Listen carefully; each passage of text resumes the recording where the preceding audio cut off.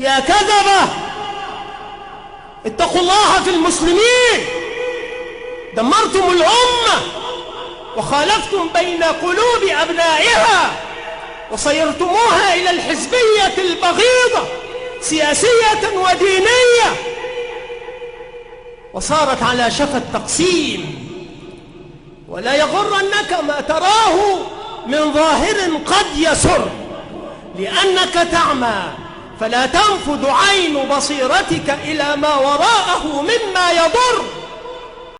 أنه ليست العبرة بالتلميع، بل أنا أقول قاعدة: إذا وجدت الرجل يلمع من الحزبيين ويبرز على أنه الحافظ المحدث الفقيه الإمام، فاعلم أنه منحرف، مثل الددو ومثل الطريفي ومثل العريفي. هؤلاء منحرفون على منهج الإخوان وعندهم انحرافات عقدية وشرعية، لكن هؤلاء المحدث الكبير يحفظ الكتب الستة.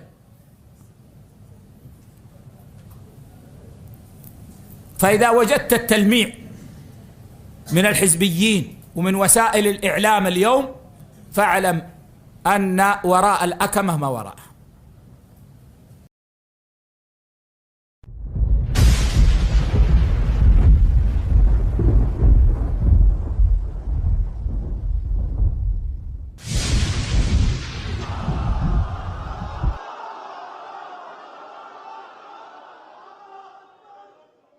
فلا حياة للأمة من غير الجهاد، ولا حياة لنا إلا بالجهاد.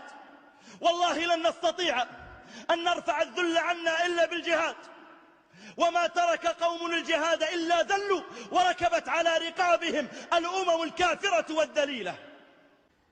أين أمتنا العربية؟ أين قاداتنا؟ أين حكامنا؟ أين جيوشنا؟ هل فقط باتت ملياراتنا أنفقت فقط لاستعراضات؟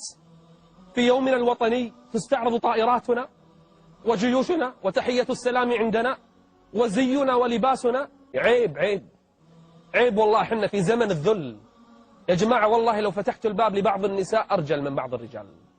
يمكن النساء يجاهدون أفضل من كثير من المصيبة المرجفين اللي عندنا. يجب على الشعب السوري وجوبا أن يحمل السلاح في وجه هذا النظام.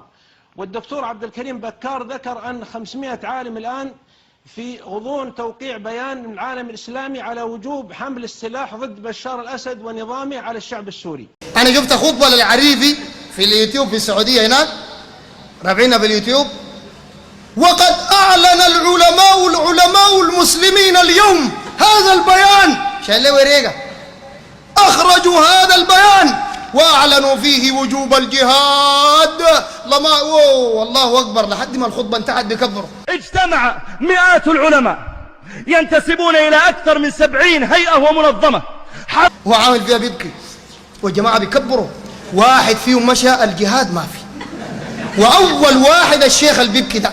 تبكي على خيبتك أنت ليه ما مشيت؟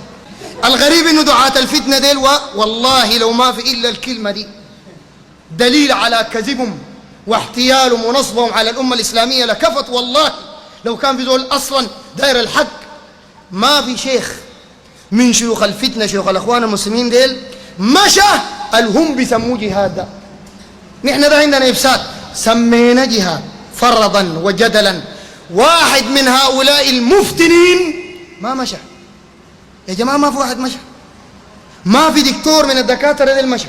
لا ناصر العمر، لا سلمان العودة، لا العريفي، لا عائض القرني، لا عوض القرني، لا مين النجيمي، لا مين عبد الحي يوسف، واحد فيه نبيل العوضي، واحد فيهم مشى ما في. والله ما قلت هذا جهاد؟ قال أعلن العلماء وجوب الجهاد. يعني شنو وجوب؟ يعني أنت لو ما مشيت مالوه ارتكبت حرام، خالفت الواجب يا بابا، ما مشيت ليه؟ وعملوا نشيد، اسمع النشيد ده كده وبعدين برجع لك. عملوا نشيد في وددوا العلامة، قال النص أبو عبد الحي وجماعة علامة جابوه هنا في السودان كم مرة. عملوا نشيد بفنان وبيرقص، والله بيرقص وعديل بيعرضوا. شوف النشيد ده النشيد يطلعك طوال السافر.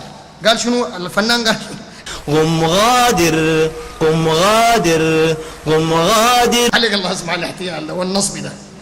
قال دي صفحة 7 في صفحة 8. أيوة الفنان قال شنو؟ قال قم غادر قم غادر. أنا ما بقدر أجيبه بنفس اللحن بتاعه، صوتي شين جدا. قم غادر قم غادر لا تنظر خلفك ولتسلك درب الأبطال. ذاك بينقص الددو معاه منو؟ ما عمك ذاته عمره قريب 100 سنة القرضاوي بينقص بالعكاز. قم غادر قم غادر لا تنظر خلفك ولتسلك درب الأبطال ولتنسى الزوجة والوالد. تنساهم تب جهاد. ولتنسى الزوجة والوالد وانسى الأطفال فلطفلك رب يحميه رب متعال. يا جماعة بينقذوا.